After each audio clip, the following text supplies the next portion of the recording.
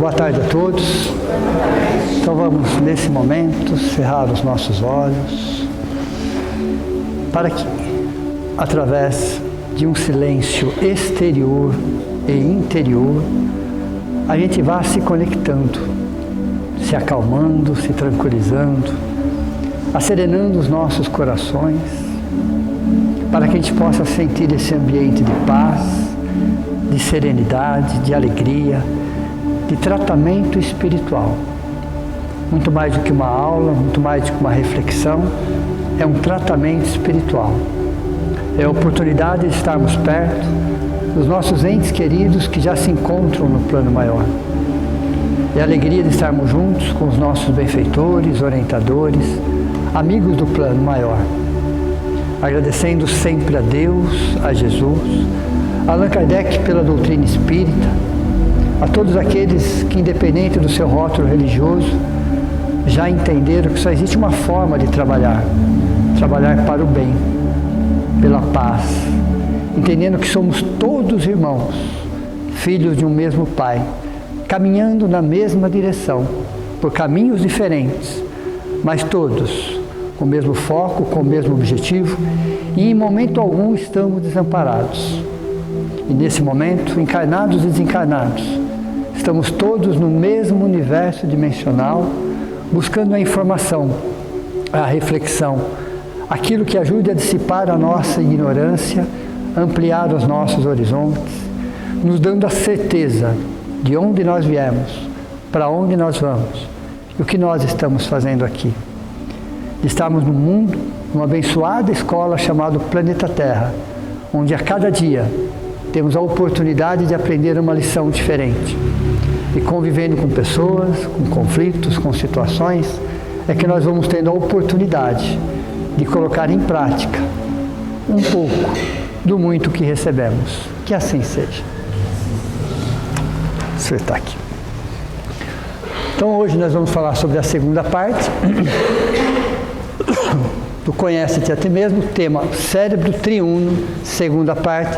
E hoje nós vamos focar mais num livro chamado No Mundo Maior, capítulo 3, onde André Luiz, de 1947, onde André Luiz nos explica o que é a casa mental, né, dentro do seu orientador Calderaro.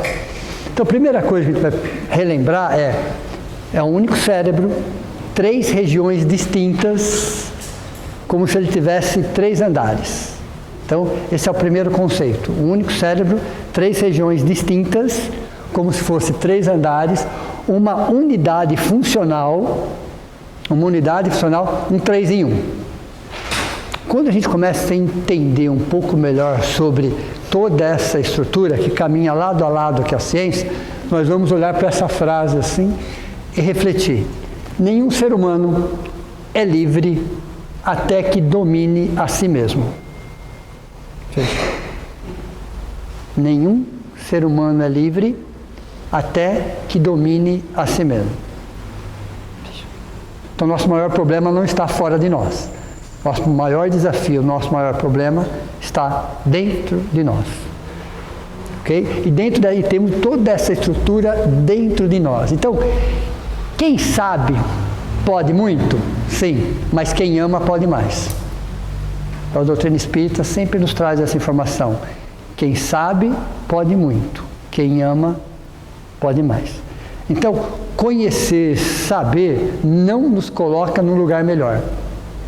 O conhecimento em si, e só o conhecimento, não nos coloca num lugar melhor. O que nos coloca no lugar melhor são as nossas atitudes, são os nossos pensamentos, são os nossos sentimentos. O que o conhecimento faz é ampliar os nossos horizontes, é dissipar a nossa ignorância, é quebrar os nossos preconceitos, é mostrar um caminho racional.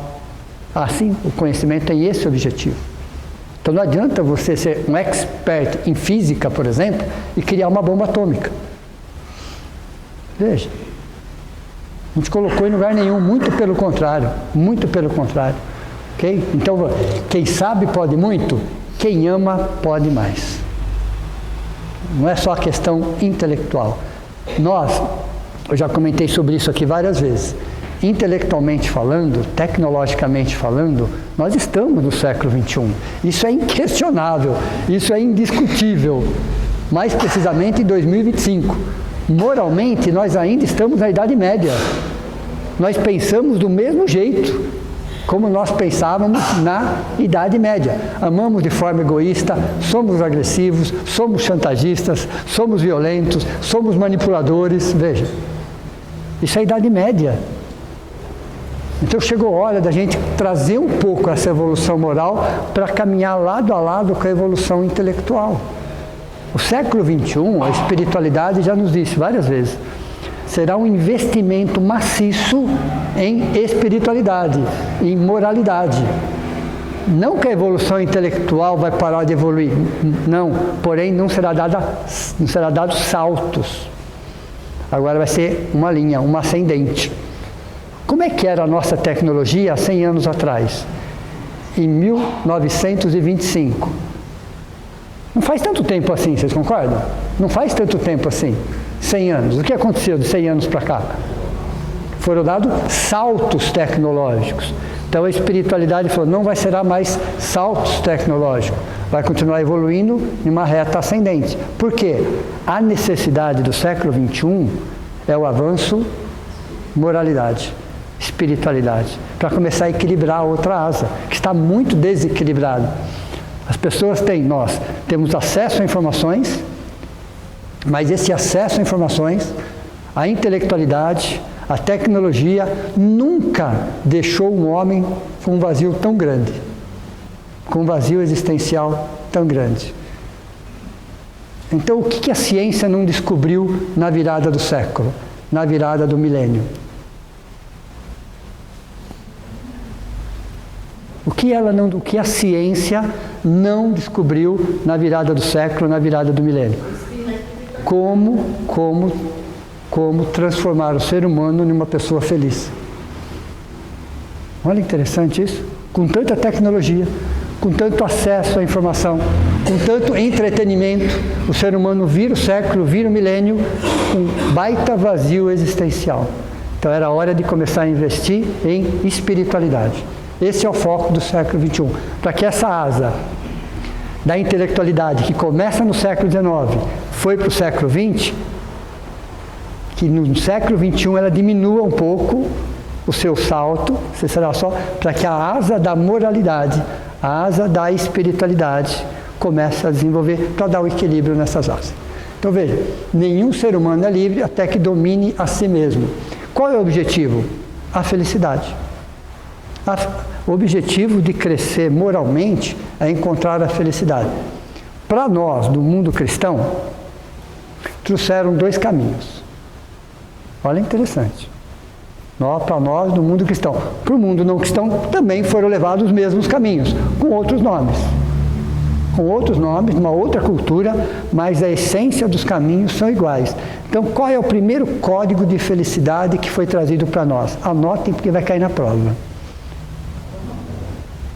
Primeiro código de felicidade que foi trazido para nós, há mais de 2000 anos. O Sermão do Monte, ou o Sermão da Montanha, Código do Monte. Okay?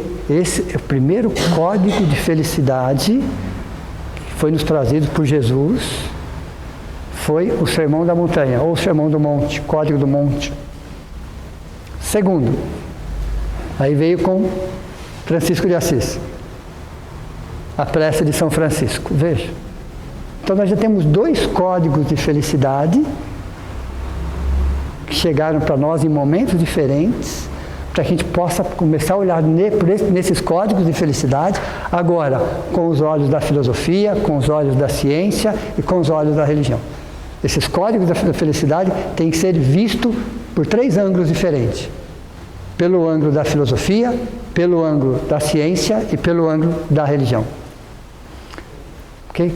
Qual é, vocês vão responder essa agora, hein? Qual é o sentido da vida?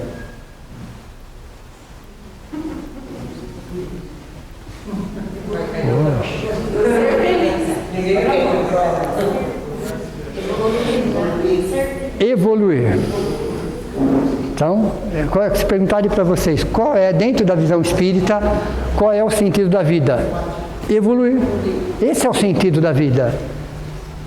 Qual é o sentido da nossa vida? Servir. Veja. Então, o sentido da vida é evoluir e o sentido da nossa vida é servir. Agora, anota essa frase. Para isso eu preciso de disciplina. Vocês concordam ou não? Para isso eu preciso de disciplina. Pessoas disciplináveis são indistraíveis. Disciplináveis são indistraíveis. Porque você tem um foco. Qual é o foco? É evoluir? Esse é o meu foco. Então, se o meu foco, se o sentido da vida é evoluir, esse tem que ser o meu foco. E qual é o sentido da minha vida? É servir. Então, pessoas disciplinadas não perdem esse foco. Elas não perdem esse foco. Disciplina é isso.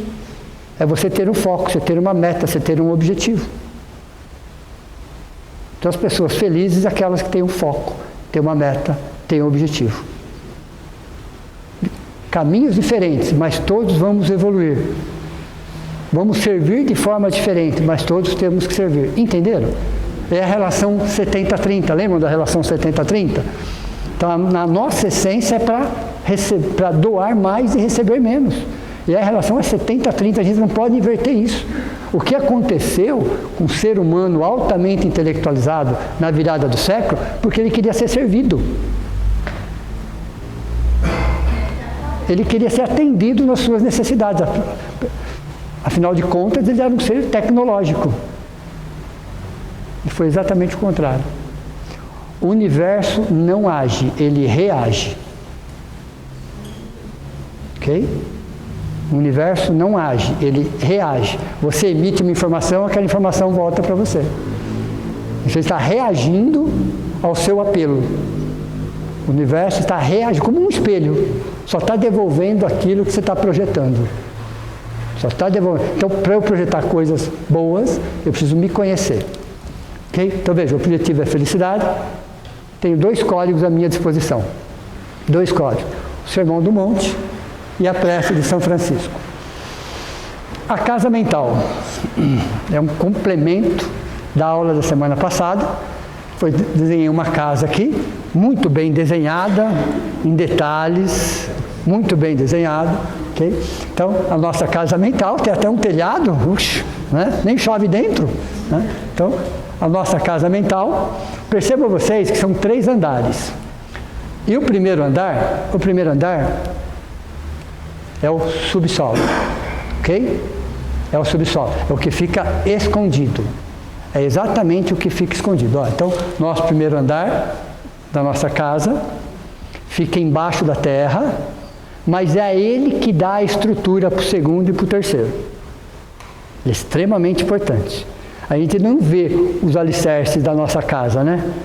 Ninguém vê. Mas o que seria da nossa casa sem os alicerces?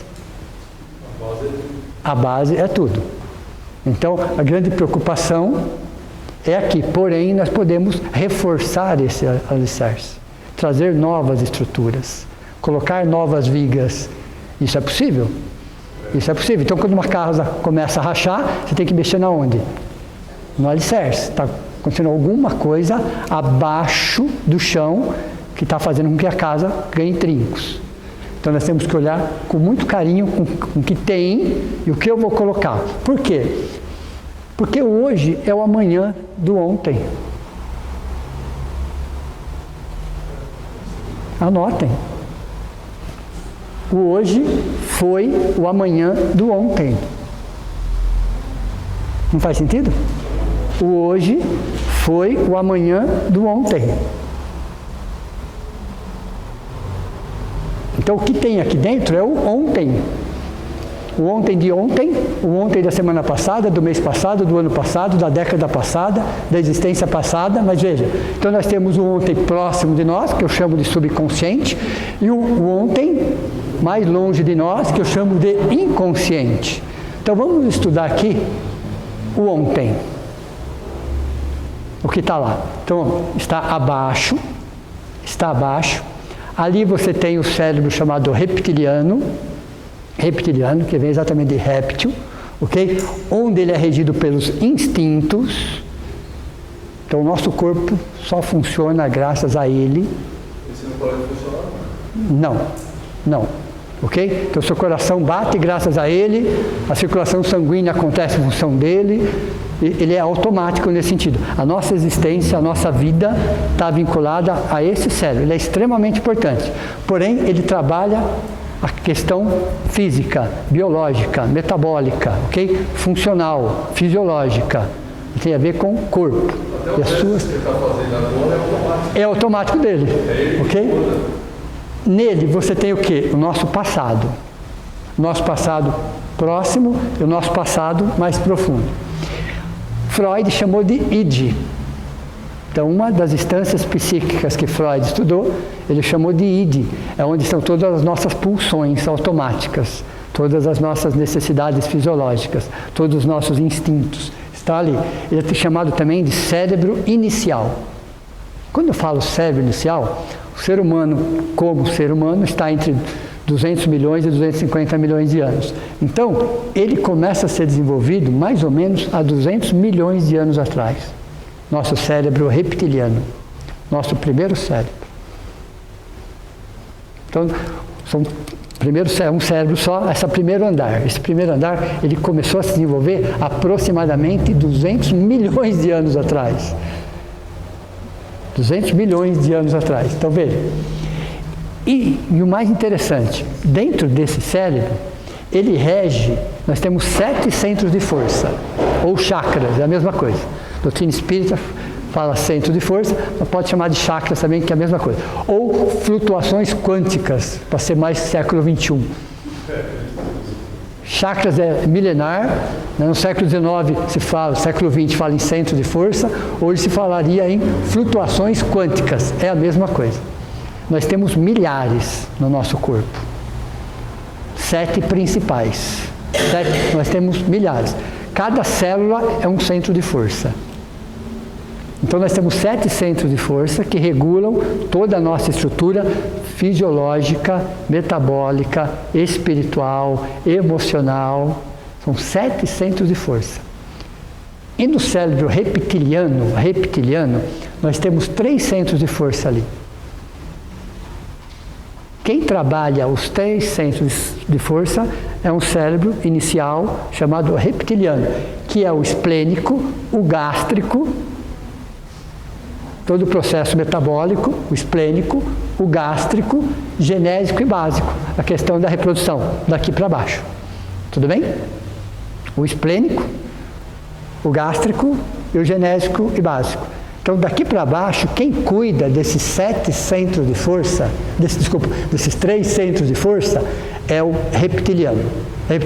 Porque esses 3 centros de força têm a ver com vida, com necessidades orgânicas, ok? Com processo metabólico. E nesses 3 centros de força, no cérebro reptiliano, também chamado de reptiliana, você tem 3 leis divinas. Existem 3 leis divinas que estão estruturadas no cérebro inicial. Primeira lei, lei da conservação, lei da destruição, porque o nome destruição, por mais pesado que ele seja, okay, hoje chamaríamos de lei de transformação, mas na época foi chamado lei de destruição. E a gente dá um outro significado. Porque não existe exatamente a destruição, existe a transformação. Nada se perde, nada se cria, mas que tudo se transforma. Okay? Então a destruição nesse sentido. As nossas células morrem todos os dias, não morrem? Outras aparecem. Está na lei da destruição. Entropia. Tá, mas na época se falou lei da destruição. Até aí não tem problema. É a gente entender o significado da palavra, não ao pé da letra. Mas qual é o significado da palavra? Entropia. Entender que nossas células morrem, nossas células nascem. É a destruição de uma célula, ela tem que se destruir para que outra apareça. Então a lei da destruição nesse sentido. E a lei da reprodução. Então dentro do cérebro inicial, Dentro do reptiliano, você tem 3 leis divinas atuando. Conservação, reprodução e destruição. É a relação do homem consigo mesmo. Então, nesse primeiro cérebro chamado de inicial também, é a relação do ser humano com ele mesmo, nas suas necessidades básicas. Nas suas necessidades básicas. Sabe aquelas 5 emoções que você já sabe quais são? Isso, né? Amor, raiva, medo, alegria e tristeza. Estão aí. Estão as 5 emoções básicas, elas estão exatamente no nosso reptiliano, no nosso subconsciente, no nosso inconsciente. A parte do instinto. Veja, instinto. Então, o que rege não é racional, é instintivo. Mesmo as decisões que são tomadas são baseadas no instinto. E a gente não percebe por quê? Porque fica abaixo, ó, abaixo. É o nosso passado que determina o nosso presente. É as informações que estão ali, que determinam o meu hoje, o meu agora. Então eu vou tomar uma decisão baseada em quê? No que eu tenho dentro. No que eu tenho dentro. Minhas decisões do agora, eu vou buscar informações, isso acontece numa fração de segundo, mas eu vou buscar dentro de mim. Se eu vou buscar dentro de mim é porque elas estavam lá. Se elas estavam lá, é porque já é passado. Pode ser que foi há 5 minutos atrás, mas já é passado. Já estão ali. Então, os instintos que acontece exatamente em função disso. Ó. É o nosso passado que determina o nosso presente. E aí, o que eu faço aqui? Tem uma janelinha, coloquei uma portinha aqui, ó, e uma seta. Uma portinha aqui e uma portinha ali. Porque para algo entrar, algo tem que sair. Por exemplo, todos nós trazemos certos preconceitos dentro de nós, sim ou não? Todos nós temos, uns mais, outros menos, isso não é relação a isso, é relação àquilo, mas nós, de um planeta de provas e expiações, se existe algo dentro de nós, é chamado de pré-conceito, em relação a qualquer coisa. É a religião, é a etnia, é a cultura, nós trazemos, fato, nós trazemos. Tem algo mal resolvido dentro de nós. Então, a informação de hoje, do agora, vai fazer com que eu reflita sobre, que eu ressignifique sobre, que eu reavalie sobre. Então, eu estou colocando essa informação aqui. Ó. À medida que essa informação entra aqui, a informação proporcional a ela, o que é a informação proporcional a ela? No caso do preconceito. Aquilo que está enraizado ou cristalizado tem que abrir lugar para que isso entre. Então, aquela informação chamada preconceito em relação à religião. Um exemplo. Ok? Está lá, grudadinho ali, parado ali. Então, eu vou julgar, eu vou condenar, eu vou menosprezar. Não é assim que a gente faz? Julga, condena, porque essa é uma religião inferior. Essa, a gente fala um monte de besteira. Está ali, aquele é puro preconceito. Aí eu passo a estudar sobre aquela religião. Só que para estudar sobre uma religião é interessante isso. Vou dar uma dica para vocês. Como se dá sobre uma religião diferente da nossa? Saia da sua caixinha. Não queira enxergar a religião dos outros dentro da sua caixinha. A pior coisa que tem é eu querer enxergar a religião dos outros dentro da minha caixinha. Eu tenho que ir lá. Eu tenho que ver com meus próprios olhos, eu tenho que conhecer as pessoas, eu tenho que ler a respeito. Eu posso não querer aquilo para mim, um direito. Mas a partir do momento que eu vou, que eu vejo, que eu escuto, que eu converso, vejo, o que vai acontecer com esse preconceito? Você vai dissolvendo. Então aquele preconceito ali, ó, vai sair por uma portinha. E às vezes é um preconceito que está lá há mais de 1000 anos, né? 2000 anos. Está lá.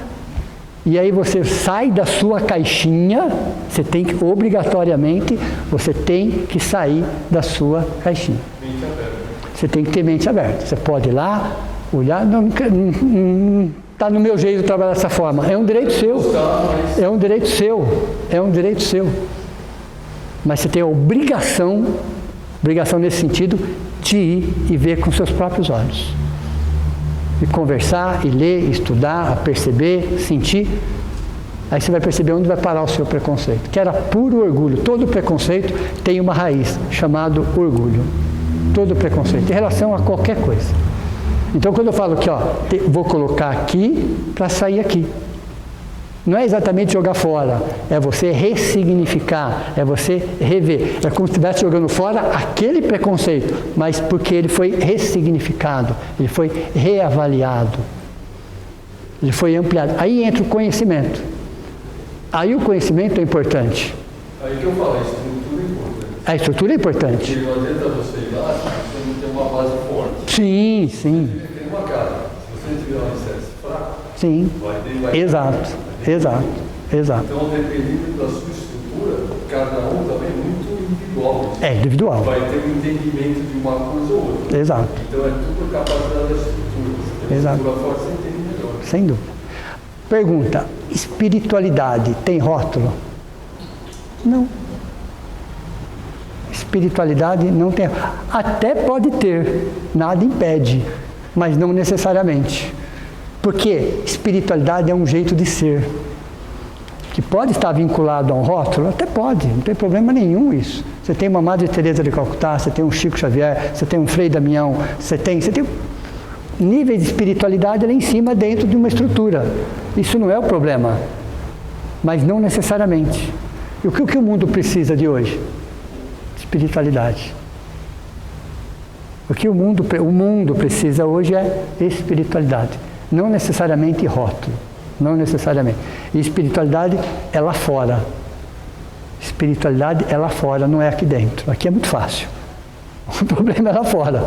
O problema é o dia a dia, ok? Que espiritualidade é moralidade. Então, toda vez que eu mexo aqui, eu altero alguma coisa do meu alicerce. A hora que eu precisar da informação, aqui eu vou encontrar o quê? Uma reflexão. Então, quando vamos supor, numa religião, vamos falar sobre a questão religião. Eu vou, eu estudo, eu converso, eu participo, eu entendo. Ótimo, excelente. Passado 3 ou 6 meses, toda vez que aquela religião vir na minha mente, meu conceito é outro. Meu conceito é outro. Veja, você reconceituou. E assim em relação a tudo. Eu peguei o exemplo da religião, mas pode ser em relação a qualquer coisa. Então aqui existe uma portinha bem... Por que essa portinha está aqui e não está aqui embaixo? Porque essa portinha, ela está próximo do hoje. É o que você faz hoje. O preconceito que está lá, já está lá. Você não vai mudar. O que você tem que fazer é ressignificar. Você vai ressignificar com hoje. São as atitudes de hoje que você muda o ontem. Só que é o ontem que vai determinar o hoje. Entenderam ou não? O hoje eu mudo a informação do ontem. E o ontem vai mudar a minha atitude do hoje. É assim que funciona. Então, dentro desse primeiro andar, chamado cérebro inicial, nós temos 3 centros de força, baseado em instintos, onde nós temos subconsciente, o id, o passado, o ontem, primeiro andar, o inicial. E aqui está saindo porque tem coisas que estão ali há milênios, por isso que eu coloquei embaixo, perto do inconsciente. Às vezes nem a gente sabe o porquê daquele preconceito, por isso que ele está no inconsciente. Nem a gente sabe o porquê. Nossa, eu tenho um preconceito, eu nem sei qual é a razão daquilo. Talvez a razão não esteja nessa existência, mas esteja em outras existências. Porque tudo que entra aqui e sai pelo inconsciente. A analogia ficou boa, parece uma caixa d'água mesmo. Exatamente. Exatamente, a ideia é essa. Você põe uma água aqui e vai saindo aqui embaixo. E o aqui está próximo do hoje. É o que está fazendo agora. E está saindo coisa que está lá às vezes há séculos ou há milênios. Está ali parado, está no fundo. Está exatamente no fundo. Está com aquele lodo, que literalmente falando, está com aquele lodo. Tudo bem? Entenderam o cérebro inicial? Vamos para o segundo andar. Segundo andar, já não está mais no subterrâneo. Ele já é visível, ele é palpável, fotografável, perceptível. É o que está acontecendo no aqui e no agora. Dos 3 andares é o mais importante. Dos 3 andares é considerado o mais importante. E por que é o mais importante? Porque o ontem foi ontem, o amanhã será o amanhã. E o hoje? Perceberam? O ontem já está lá, já foi. O amanhã é o amanhã. Então eu só posso trabalhar o hoje. Então ele passa a ser o mais importante, porque é o hoje, é o agora. É o livre-arbítrio. E o que é livre-arbítrio? Anotem. O livre-arbítrio está escrito na lousa.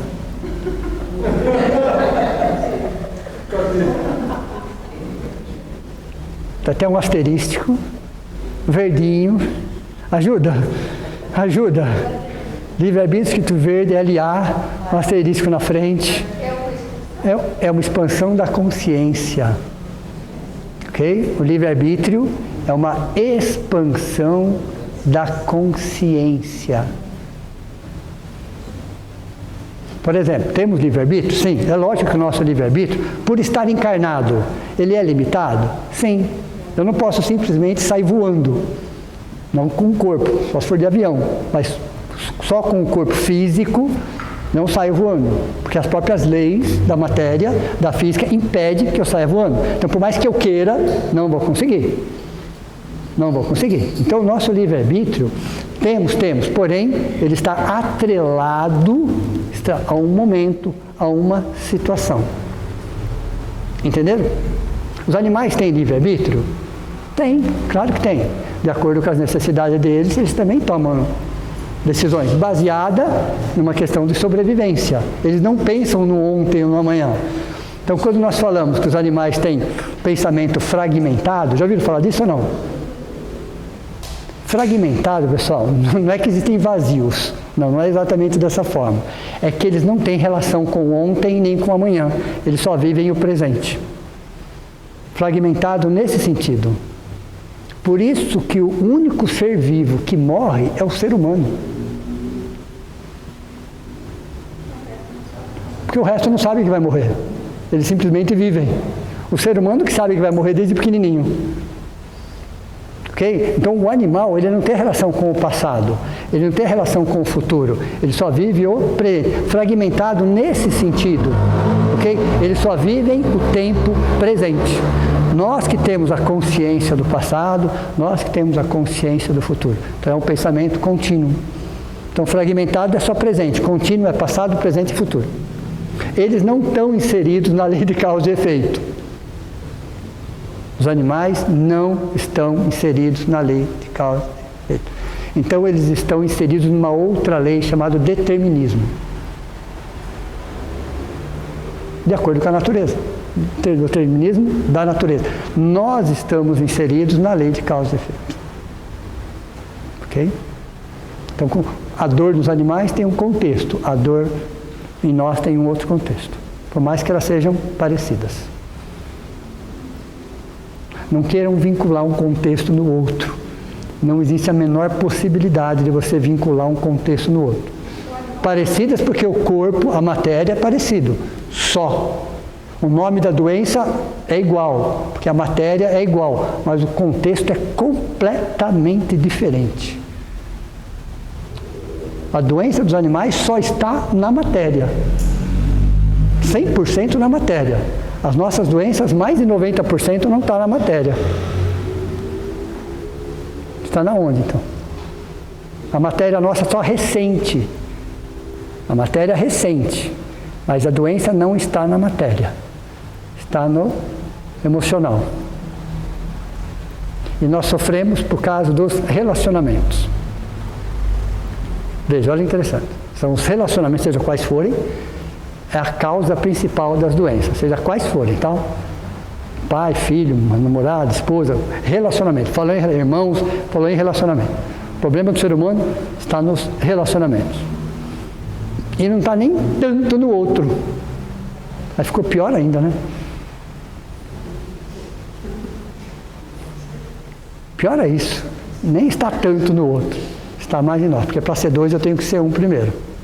Eu não estou conseguindo ser um. O problema não é o 2, é o 1. Ok? Então veja, nesse segundo andar, aí é o consciente, não é o subconsciente nem o inconsciente. É o consciente, nós sabemos o que nós estamos fazendo, é o aqui e agora. Então está no nível do consciente.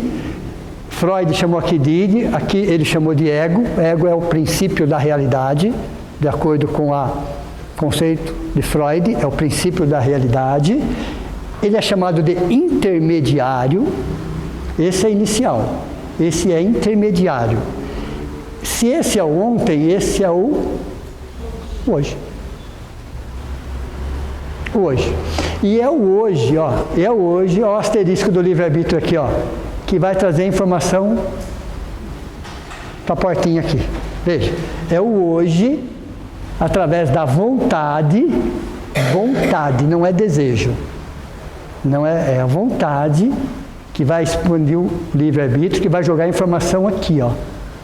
Então não basta, eu desejo não ter preconceito, você vai continuar tendo preconceito por mais 1000 anos. Tudo que ficar no campo do desejo, só vai ficar no campo do desejo. O desejo é o futuro que nunca acontece. Aí eu vou pegar uma frase. Nós temos que sermos maiores do que as nossas desculpas. Nós temos que sermos maiores do que as nossas desculpas. Então não é desejo, o desejo não vai chegar nunca. Amanhã eu faço, semana que vem eu vou, quem sabe o mês que vem, nunca vai acontecer. Porque quem quer faz, quem não quer acha uma desculpa. Para qualquer coisa isso, tá? Isso funciona para qualquer coisa. Quem quer faz, quem não quer acha uma desculpa. Ok? Então veja, no presente, que é a vontade, que esse segundo andar começa a desenvolver há 100 milhões de anos. Nós ficamos mais de 100 milhões só com o reptiliano. Só com o reptiliano. Seres extremamente instintivos. Os primeiros seres humanos. Então, passados 100 milhões de anos, começa a se desenvolver o que nós chamamos de segundo andar, sistema límbico. Sistema que tem um outro nome, paleomamífera. Então, esse segundo andar, o intermediário, o hoje, o agora, também pode ser chamado de paleomamífera. Sensações. O sistema límbico trabalha sensações. O sistema primeiro andar, reptiliano, instintos. O segundo são sensações. Eu passei uma frase para vocês, semana passada, que estava escrito. Evangelho segundo o Espiritismo, capítulo 11, item 8. Ajuda? Oxe. No início o homem só tem... Lembra disso? Veja, alguém anotou aí? No início o homem só tem instintos. E aí continua a frase. Tem aí? Quem quer ler? Quem? Eu percebi mesmo, você cortou pela metade. Tá, então vamos lá. Décimo primeiro. E tem 8, já está na mão. No seu início, o homem não tem senão instintos. Mais avançado e corrompido, só tem sensações. Mais instruído e purificado, tem sentimento. E o ponto delicado do sentimento é o amor. Ok? Tá aqui. Evangelho segundo o Espiritismo, 11º, item 8. Depois tem mais, eu só resumi para vocês. Então aqui são as sensações. É o sistema límbico. Aqui nós temos respostas instintivas. Aqui nós temos decisões refletidas. Perceberam? Existe uma diferença aí.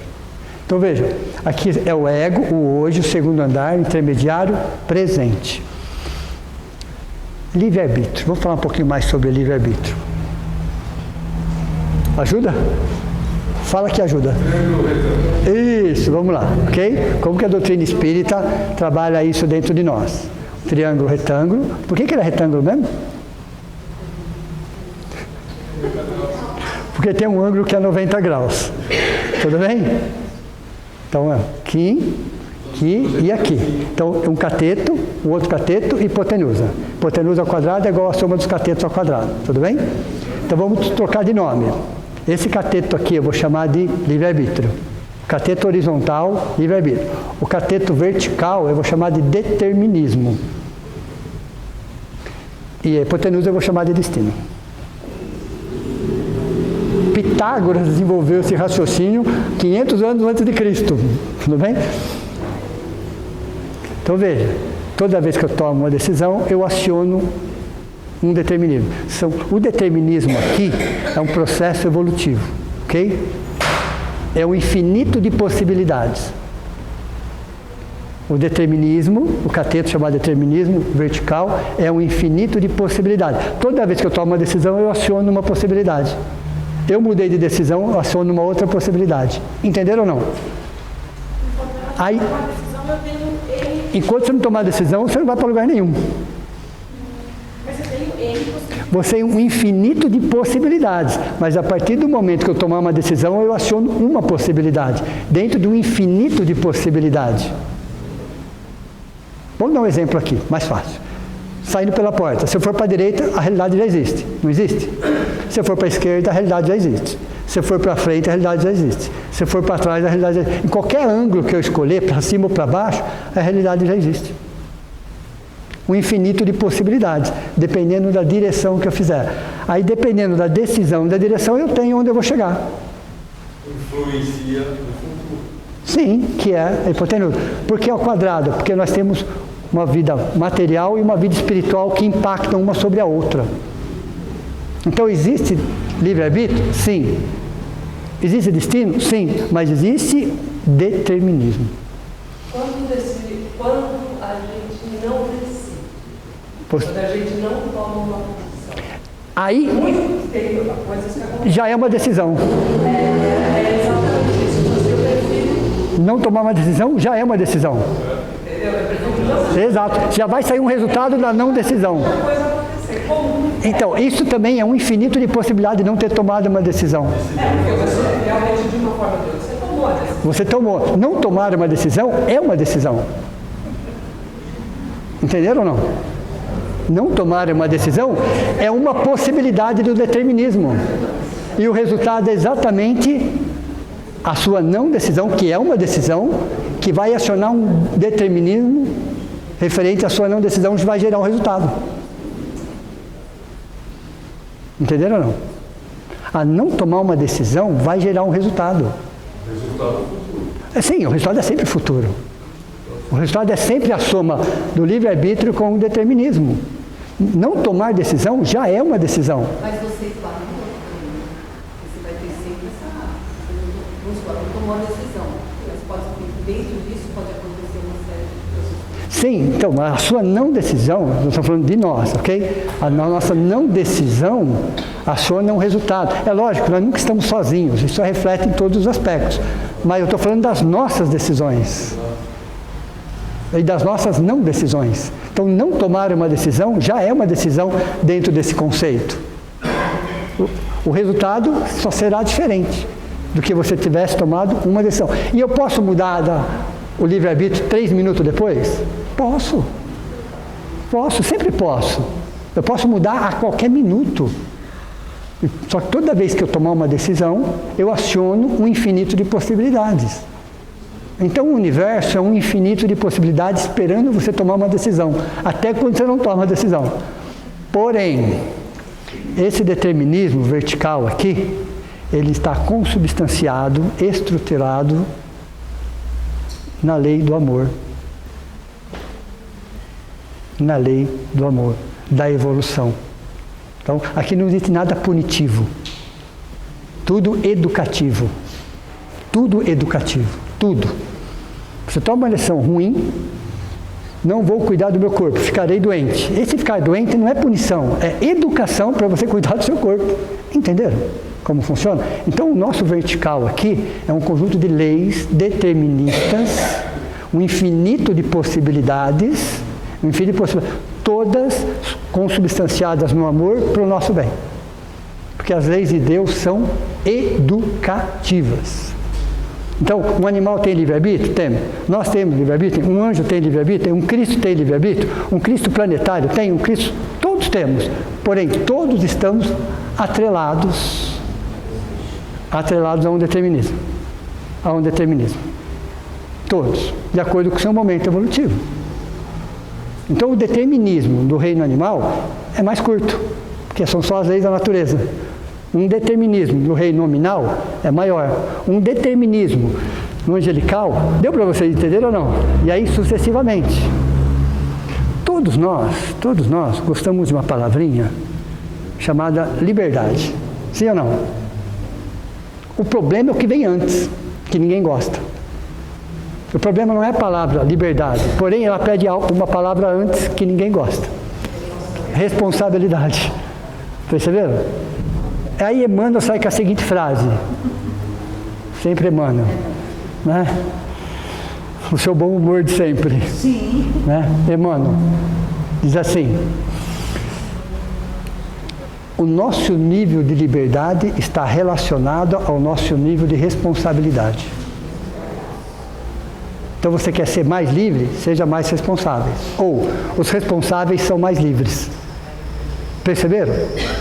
E não tem nada a ver com uma sociedade, tem a ver com a nossa consciência. Tem muito mais a ver com a nossa consciência do que com uma sociedade em si. Então, os responsáveis são mais livres. Dormem melhor, vivem melhor. Por quê? Eles podem errar, somos seres humanos. Equivocar-se é tão natural, tão humano. Porém, dentro do equívoco para um aprendizado. Dentro do equívoco para um aprendizado.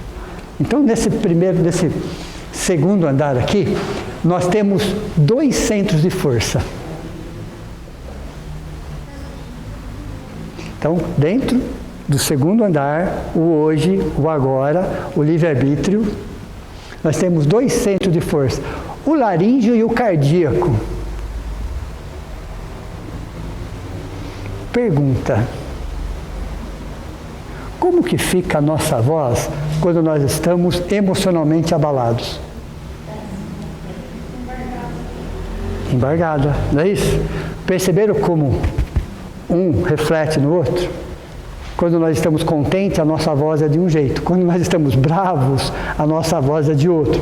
Quando nós estamos machucados, a nossa voz é outra. Então, a voz reflete as nossas emoções. Então, 2 centros de força regem o andar intermediário. Anotem a frase.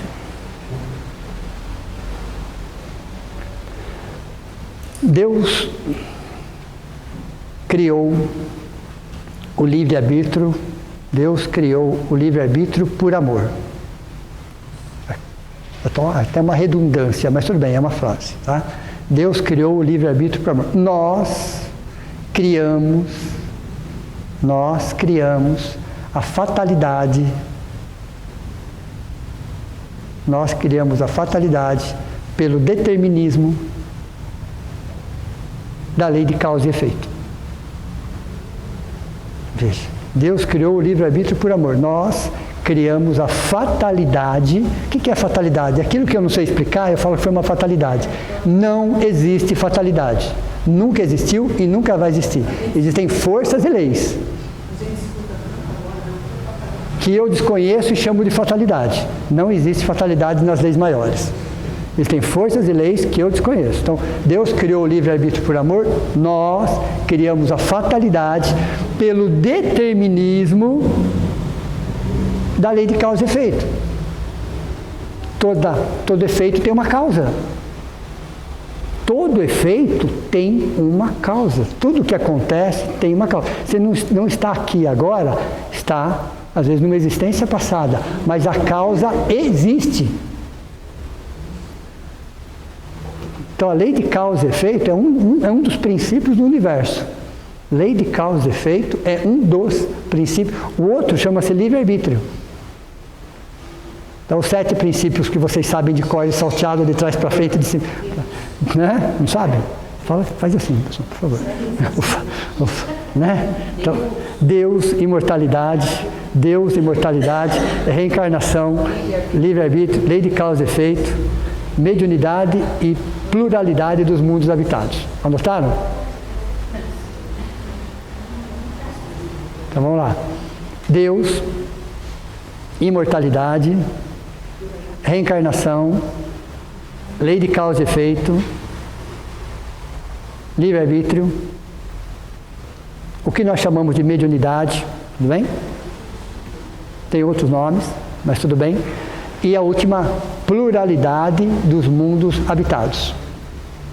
Os nossos irmãos que vivem em outros planetas, em outros sistemas. Daí Allan Kardec fala lá no século XIX, é interessante, as pessoas trazem hoje, estava lá na Gênese, né? Que a forma é mais ou menos a humana. Duas pernas, 2 braços, um tronco e uma cabeça. Ele fala assim, a forma é mais ou menos a humana. 2 pernas, 2 braços, um tronco e uma cabeça. Por que ele falou mais ou menos? Porque a nossa forma humana tem a ver com o planeta Terra. Num outro planeta, onde as condições atmosféricas são outra, é uma outra estrutura. 2 pernas, 2 braços, um tronco e uma cabeça. Numa outra, e assim sucessivamente. Lembra do filme Avatar? Veja. Então perceba, quando eles começam a trazer fotos de seres fora do planeta Terra, todos, 2 pernas, 2 braços, um tronco e uma cabeça. Está em Allan Kardec na Gênese, no século XIX. Bate a informação ou não bate? Bate. Ok? Então veja, o livre-arbítrio, pus um asterisco aqui, que é uma expansão da consciência. O que significa? Sim, à medida que nós vamos evoluindo, nosso livre-arbítrio vai aumentando, proporcionalmente. E quanto mais a gente evoluir moralmente, então a expansão do livre-arbítrio tem a ver muito mais com a evolução moral do que com a evolução intelectual. Olha, interessante isso. A evolução intelectual faz com que você alcance um patamar, mas a evolução moral coloca você num outro patamar, num outro nível. Então veja, o livre-arbítrio. E aí, quais são as leis divinas que estão no nosso cérebro intermediário, no sistema límbico? São 5 leis. São 5 leis. Estão entendendo o cérebro triuno aí ou não? As 11 leis trabalhando assim o tempo todo. Tem hora que está trabalhando uma, tem hora que está trabalhando a outra. No mesmo dia você está trabalhando 4, 5 leis no mesmo dia. Por isso que o cérebro ele é triuno, ele não é trino. Então tem momentos que a gente está atendendo às nossas necessidades físicas, então nós estamos usando aqui, ó. Tem momentos que nós estamos usando aqui e tem momentos que nós estamos trabalhando aqui, ó, no mesmo minuto. No mesmo minuto. Então quais são as leis que regem o sistema límbico, o segundo andar? Ó. Presente, por isso que eu reforcei o presente. Lei da sociedade. Quando eu estou falando dessas leis divinas, são leis universais. Ok? Todos os planetas trabalham em cima dessas 11 leis. Todos os planetas adequados, claro, a cada planeta, a cada sistema, a cada momento evolutivo. A cada momento evolutivo. Então nós temos lá a lei da sociedade, a lei do trabalho, a lei do progresso, a lei da igualdade, a lei da liberdade. Então, no sistema límbico, no segundo andar do nosso cérebro, são 5 leis trabalhando ali. É a relação do homem com o próximo. É a relação do homem com o próximo. Aqui é a relação do homem com ele mesmo. O reptiliano está trabalhando ele, as suas necessidades fisiológicas. Aqui não. As necessidades são outras. É a relação com o próximo. E nós, para evoluirmos, necessitamos do próximo. Olha, interessante isso. Não tem como evoluir sem se relacionar. Não tem como. Não existe a menor possibilidade de você evoluir sem se você relacionar. Porque é a troca de experiência, é a troca de ideias, é a troca de informações, é a troca de decepções, é um monte de troca que acontece que faz com que a gente evolua. O que aconteceria se nós... Já tem até aliás, tem um filme bem antigo, né? Bem antigo, acho que é com o Tom Hanks, se eu não me engano, que ele fica isolado numa ilha. O que acontecia se nós ficássemos por muito tempo isolados, sem um contato com o outro ser humano? O que acontece conosco? Nós vamos perdendo as nossas referências. Nós vamos perdendo as nossas referências. Então, por mais que às vezes é complicado, faz parte do nosso crescimento. A estrutura cerebral não foi idealizada, não foi construída para o ser humano viver sozinho. Ele sempre tem que viver com um semelhante. Sempre se relacionando, sempre. Não importa a configuração, mas ele sempre tem que estar com pessoas, porque pessoas dão parâmetros. Uns para mais, outros para menos. Uns para mais, outros para menos. Mas são parâmetros. São pessoas, vamos lá, né? São pessoas que nos ensinam pelo exemplo. Tem pessoas que nos ensinam pelo exemplo? Tem. E tem pessoas que nos ensinam pelo contra-exemplo. Veja, eu tenho que agradecer os dois, porque os dois são professores. Os dois estão me ensinando alguma coisa. Um me ensinando como ser, o outro me ensinando como não ser. Mas eu tenho parâmetro. Os dois servem como parâmetro. Se eu não tivesse esse parâmetro, perceba como eu fico perdido? Eu não tenho parâmetro. É certo ou errado? Fiz bem ou fiz mal? Qual é a consequência? O que eu estou pensando está certo ou não está? Veja, você perde completamente os parâmetros. Você perde todas as suas referências. Então, o nosso próximo é o nosso degrau evolutivo. Entenderam ou não? O nosso próximo é o nosso degrau evolutivo, que nos ensina como ser e às vezes nos ensina como não ser.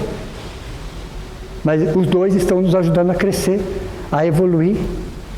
Então, quando uma pessoa é extremamente educada com a gente, nos ensina o valor da educação. Quando uma pessoa é extremamente deseducada com a gente, nos ensina exatamente o peso da deseducação. Então, a próxima vez que você for se relacionar com alguém, você tem esses dois parâmetros. Você tem essas duas referências. Como que você se sentiu? Aí você passa a tratar o próximo como você se sentiu. Entenderam? A lei da sociedade. Então, no segundo andar, sociedade, a lei do trabalho, ninguém constrói nada sozinho. Ninguém. Sempre precisamos de alguém. Sempre somos dependentes de alguém para alguma coisa, independente do que seja. Sempre dependemos dos degraus de baixo, sempre dependemos dos degraus de cima. Sempre. A lei do progresso, veja, está atrelada ao quê? A pessoas. A sociedade. A lei da igualdade, como é que eu sei? A lei da igualdade, se eu não tenho parâmetro. Igual a quê? De que valores? Em que situação? Veja, e a lei da liberdade. Então, é a relação do homem com o próximo.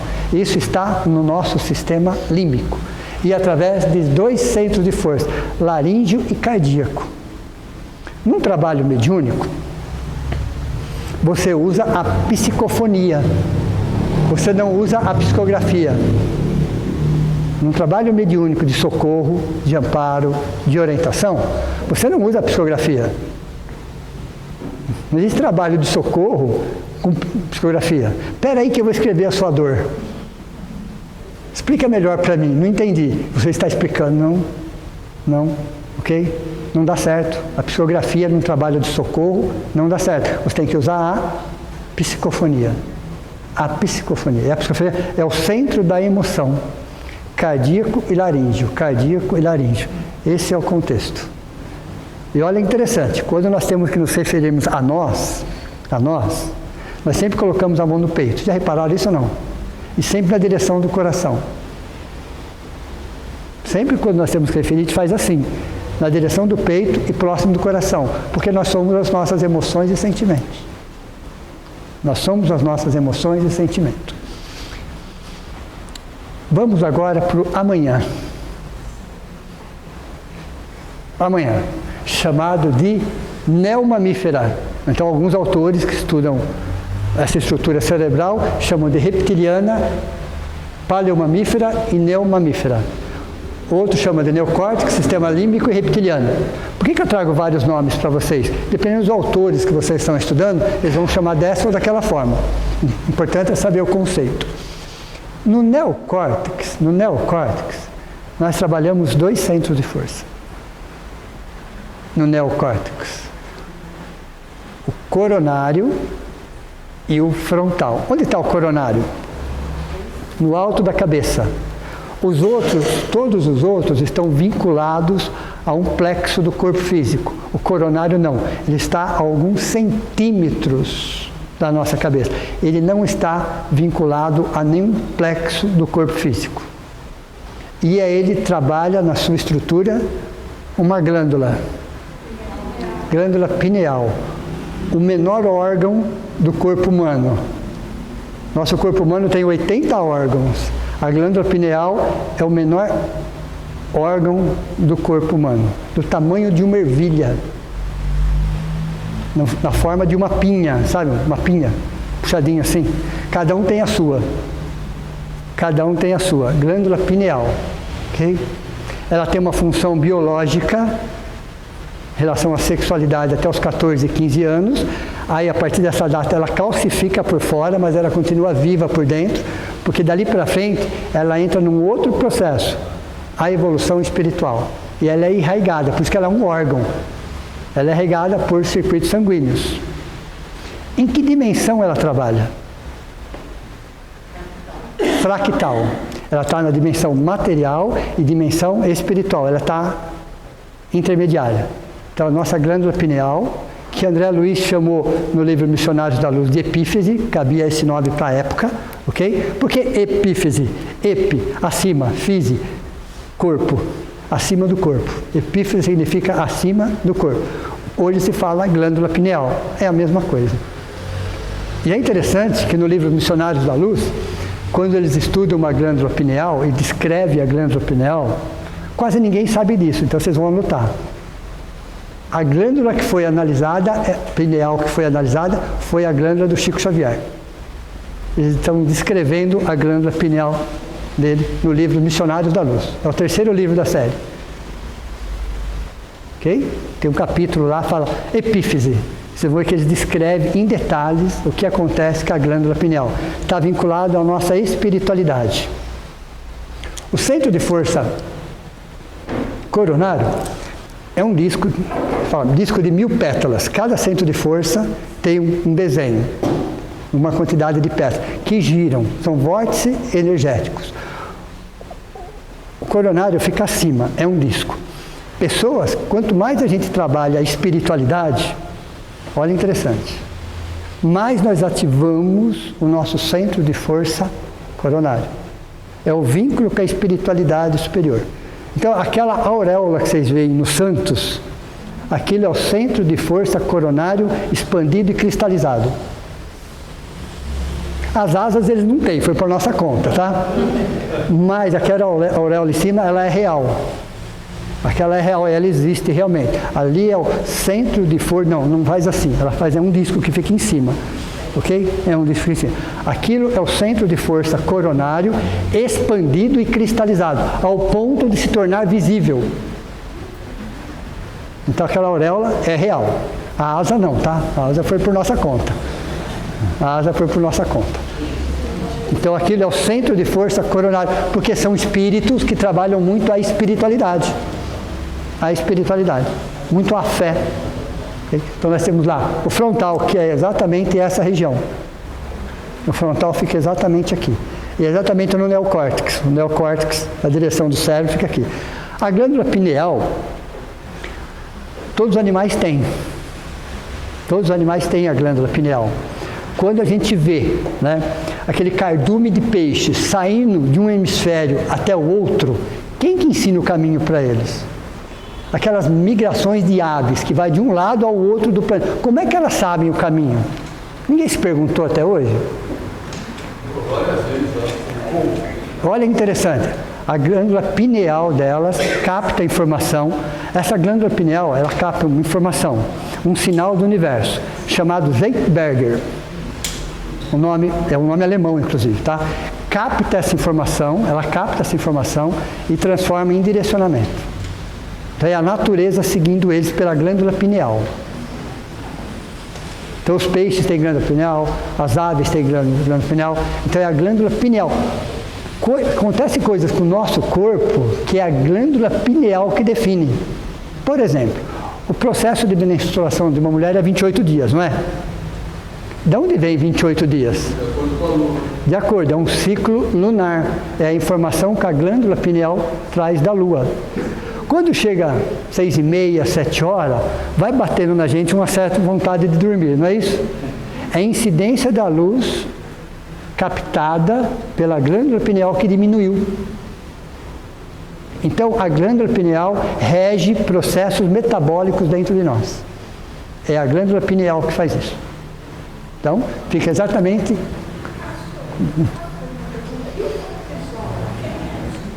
Cortisol?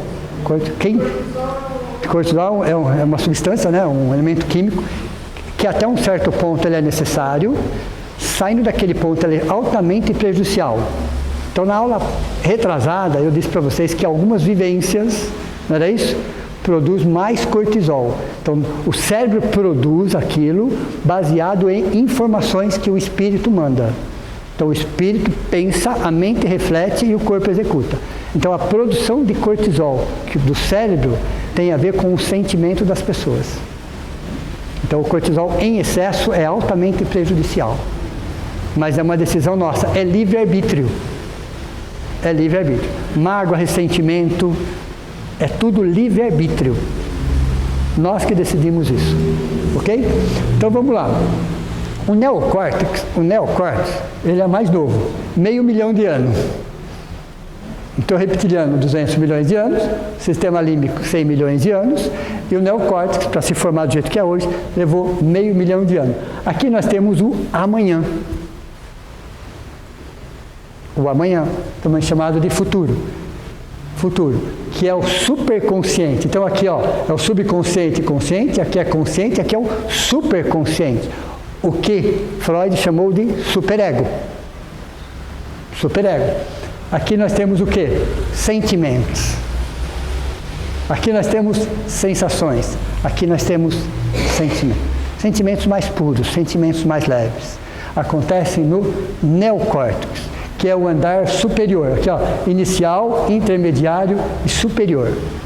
É o neocórtex. É onde está a nossa moralidade. Então, a nossa moralidade, a nossa evolução moral, não é o sistema límbico que vai produzir. É o neocórtex que vai trabalhar isso daí.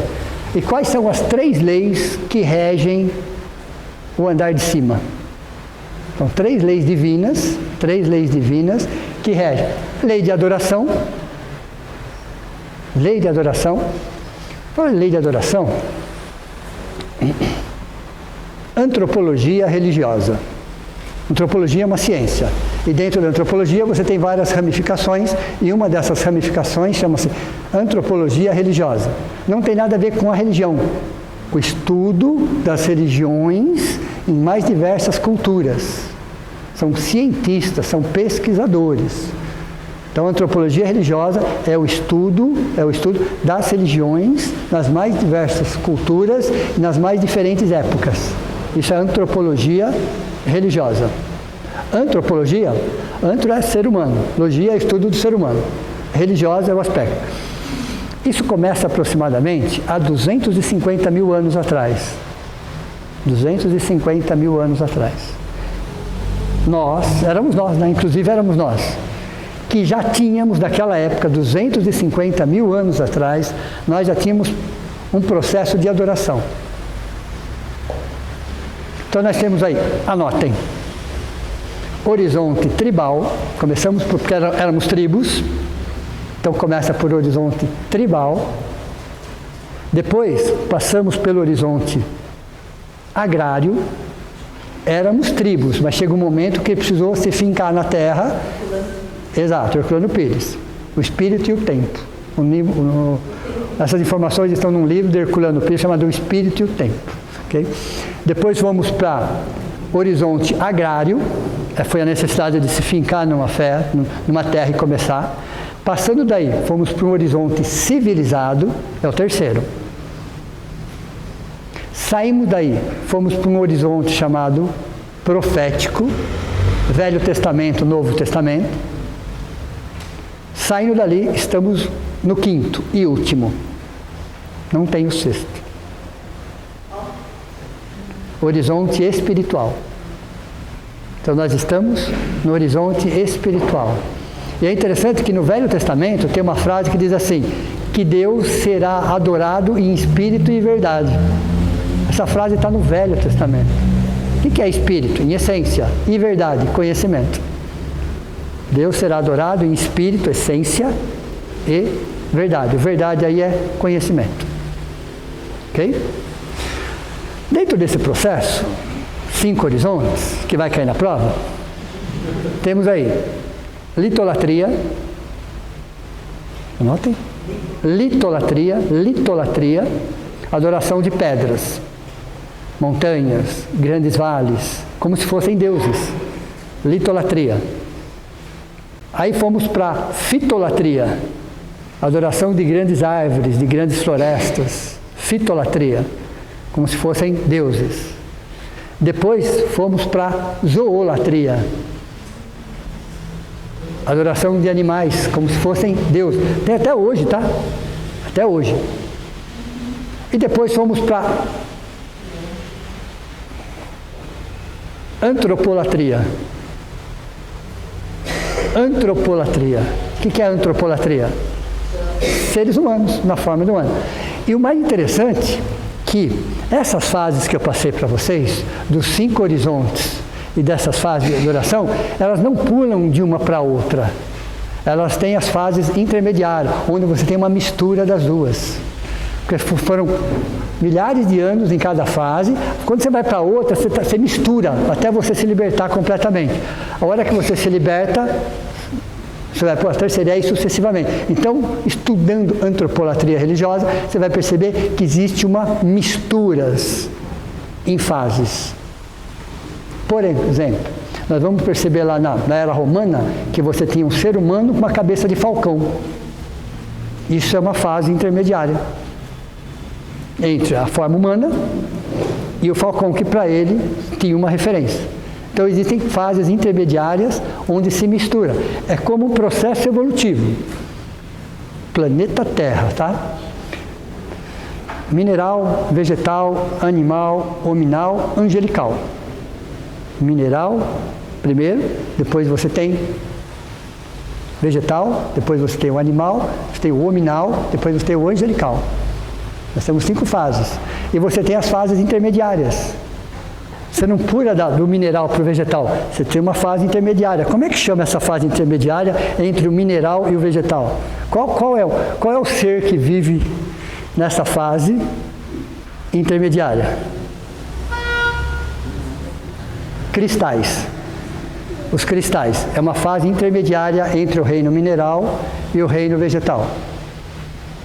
Um cristal quebrado, colocado numa solução de cristal, ele retoma a sua forma geométrica. Então ele tem alguma coisa a mais do que o reino mineral. Ele tem vida. Tudo bem? Entre o reino vegetal e o reino animal, nós temos as plantas carnívoras, que tem a forma de planta, mas o seu sistema digestivo já é outro. Uma fase intermediária. O que tem entre o reino animal e o reino nominal? Os espíritos elementais. Espíritos elementais. Então, tudo, a natureza não dá saltos. Leva bilhões de anos, mas ela não dá saltos. Exato. É só uma forma didática. É só uma forma didática. Por isso que no final da questão 540 do Livro dos Espíritos, tem um comentário que diz assim, que o anjo começou pelo átomo. Que o anjo começou pelo átomo. Veja, que começou mesmo. São bilhares de anos. Tudo bem? Então nós temos aqui, amanhã, a lei de adoração. Entenderam agora a lei de adoração? É um processo natural, normal, saudável. temos a lei de justiça, de amor e caridade. Onde tem o nosso neocórtex, a lei de justiça, amor e caridade. Aí olha bem para essa lei e fala, por que a palavra amor está no meio? Porque o amor é o elo que liga a justiça e a caridade. Entenderam? Olha, interessante.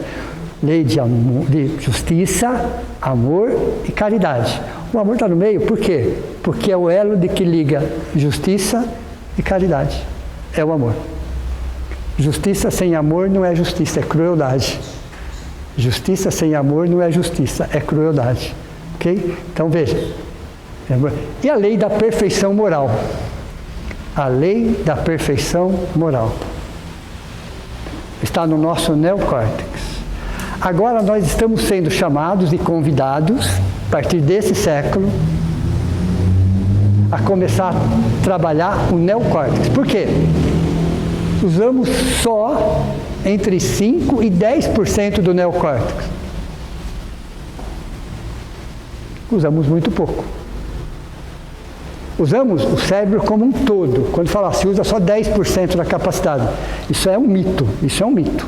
Okay? Usamos o cérebro como um todo. Está aqui, ó. Porém, aqui nós usamos muito pouco. Poderíamos usar um pouco mais. Usamos muito pouco do neocórtex, do nosso lado ser humano. Então, o convite para esse século é justamente usarmos mais o neocórtex, que é no lobo frontal. Onde fica o neocórtex? É exatamente aqui, ó. É exatamente nessa região. Estamos sendo convidados, num primeiro momento, através de aquisições morais e intelectuais, ok? Porque a intelectualidade dissipa a ignorância e a moral eleva isso. Então, através de aquisições morais feitas no hoje, no agora, nós vamos melhorando essa condição e aí vamos trabalhando mais essas leis aqui. Então, veja, é a nossa casa mental que trabalha a cada minuto assim, ó. Por isso que não é um cérebro trino, é um cérebro triuno. Triuno, você tem as leis, cada qual dentro da sua estrutura, centro de força, cada qual dentro da sua estrutura. Veja, nós trabalhamos os 7 centros de força diariamente. Diariamente nós trabalhamos os 7 centros de força. O convite agora é um processo chamado desmaterialização ou espiritualização, é a mesma coisa. Como que eu faço esse processo? Dando ênfase ao neocórtex. Como é que eu posso dar ênfase ao neocórtex? Se ele é o amanhã. Se ele é o amanhã, eu tenho que trabalhar o hoje. Eu trabalhando hoje, eu jogo essas informações para cá. À medida que eu vou jogando essas informações para cá, elas vão sobrepondo outras, colocando algumas para fora, nesse sentido, e aí eu vou buscar reflexões, análises com outros olhos. Com os outros olhos. Paro de julgar, paro de terceirizar, paro de justificar, eu começo a parar. Você para de terceirizar, você para de justificar, você faz. De acordo com as suas possibilidades, de acordo com o seu momento, mas você simplesmente faz. Veja. Então, como é que a gente sabe quando uma pessoa está começando a usar o neocórtex? Quando ela para de justificar, para de terceirizar, assume as suas responsabilidades, busca estar cada vez melhor, busca. Através de quê? Através de informações. Informações do hoje, do agora. Por isso que a espiritualidade fala, ó, aqui, ó, o hoje, o agora, esse momento. Invistam no agora. Porque o agora vai jogar para cá e aí isso joga para cima. Não julgar, não condenar. Você pode não concordar com aquela atitude, mas você não vai condenar, você não vai julgar. Pode não concordar, não querer aquilo para você é um direito seu, mas condenar e julgar, jamais. Comece a olhar todos os seres humanos com os mesmos olhos. Somos filhos de um mesmo Pai, todos irmãos, todos caminhando na mesma direção. Ok? Uma pergunta? Eu já vi há vários anos atrás cientistas, europeus, americanos, eles falam disso mesmo, a gente só usa de 5 a 10%. 5 a 10%. da nossa capacidade. Mas Então, aí eles afirmam, não tem nada a ver com o espírito, eles afirmam que a nossa mente é tão poderosa, que o dia que o ser humano atingir 70%, não 100%, só 70% da capacidade, o ser humano vai conseguir matar uma pessoa só com pensamento. Isso eu já ouvi há mais de uma década atrás. Agora dá para entender por que a espiritualidade começou agora o investimento nesse sentido. Imagine essas 70% num planeta de provas e expiações. Exatamente. Entenderam ou não? Então eles barram muita informação porque nós não saberíamos trabalhar essa informação. O planeta de provas e expiações, tem todos os sistemas solares. Tudo bem? Porque primitivo, provas, expiações, regeneração. Pergunta: por que eles colocam um bem longe do outro? Provas e expiações. Por quê? Por que eles colocam dois planetas de provas e expiações, um bem longe do outro?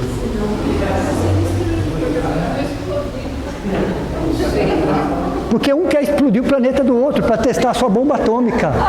É isso, eu não estou brincando, pessoal. Eu não estou brincando.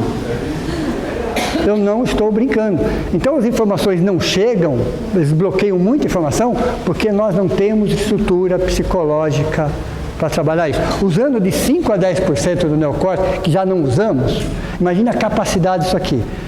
Como o cientista falou, se fosse 70% eu matava outros. Ó, pensamento do cientista.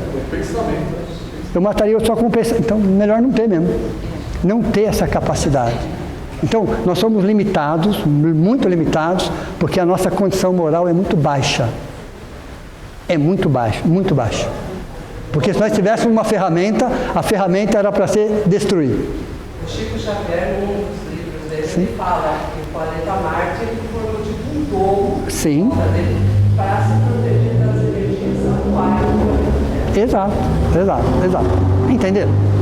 Então, quando se decide explorar o planeta... Sem problema nenhum. Tudo bem, mas a ideia inicial da exploração desse planeta é sempre para explorar recursos, tirar o que tem de bom lá, pra gente, e não procurar se tem alguma coisa que a gente possa aprender. Exato. Aqui, ó, quem sabe pode muito, mas quem ama pode mais. Essa informação, quem trabalha essa informação é o neocórtex. Veja, tem uma frase, só para encerrar a aula de hoje, que diz assim, uma frase bem antiga essa, né? Já falei várias vezes, mas é sempre bom a gente rever essa frase, né? Procurei o Senhor meu Deus e não o encontrei. Procurei a minha alma como essência e não o encontrei. Procurei o meu próximo e achei os três. É o amor em ação. Então as pessoas ficam procurando Deus na onde? Você entendeu? Não vai achar em lugar nenhum. Fica olhando, tentando achar o seu espírito. Não vai achar em lugar nenhum. A partir do momento que ele decide ser uma pessoa melhor, ele acha os três. Porque não é nada palpável.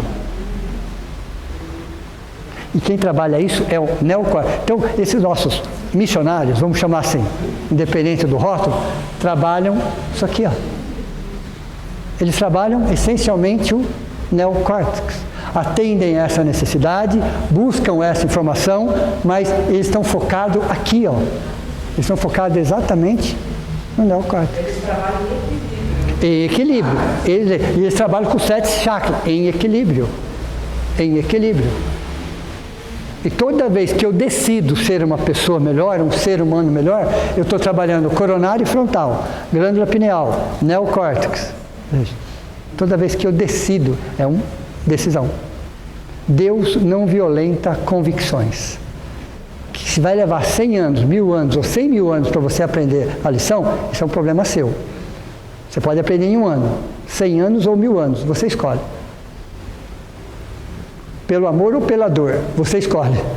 Pela dor ou pelo sofrimento, você escolhe. Isso é livre-arbítrio. Isso é livre-arbítrio. Então, nós temos que tirar das costas de Deus muitas coisas, porque tem a ver conosco, não tem a ver exatamente com Ele.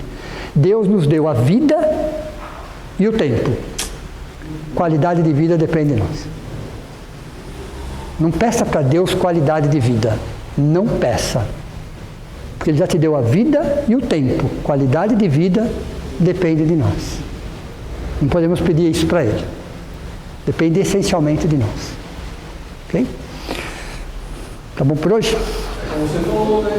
O universo, você falou que na primeira ou na segunda aula, é certinho, né? Você não pode pegar a palavra amor. Exato. Amor, é o amor que você falou. Deus criou o universo como? Só por uma coisa. Sim. Amor. É sim. É o amor. Está em tudo. Tudo está no amor. Então vamos, nesse momento, cerrar os nossos olhos. Agradecer a Deus, a Jesus, a esses grandes missionários, exemplos, parceiros, amigos, companheiros, que estão ao nosso lado, nos tratando, nos intuindo, muitas vezes nos chamando na nossa consciência, para que a gente possa ressignificar, refletir, porque o objetivo é a felicidade, e a felicidade tem a ver conosco, com os nossos sentimentos, com os nossos pensamentos, com o nosso esforço, com a nossa dedicação, o universo ao nosso favor. E agradecemos sempre por todas as oportunidades de crescimento e aprendizado, mas que possamos olhar para sempre dentro de nós e conversar todos os dias com Deus, do nosso jeito, com as nossas palavras, através da nossa essência. Que assim seja. Uma boa noite a todos vocês, bom descanso.